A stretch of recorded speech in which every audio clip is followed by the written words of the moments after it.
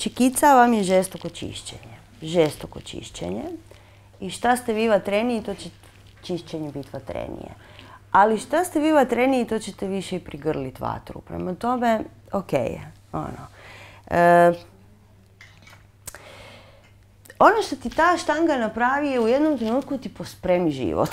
To je nevjerojatno i to sam vam već puno puta pričala. Jednostavno u jednom trenutku raščistiš svoje odnose sa ljudima, svoje rasporede, svoje fokuse u životu, više ne gubiš energiju na nepotrebne neke stvari.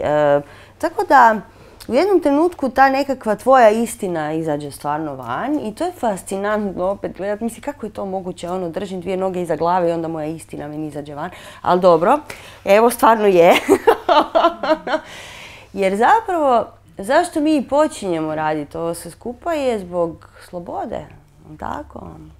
Slobode koju danas nismo stigli spomenuti, ali sloboda je u apsolutnom temelju svakog traženja našeg. Jer zašto smo mi tu?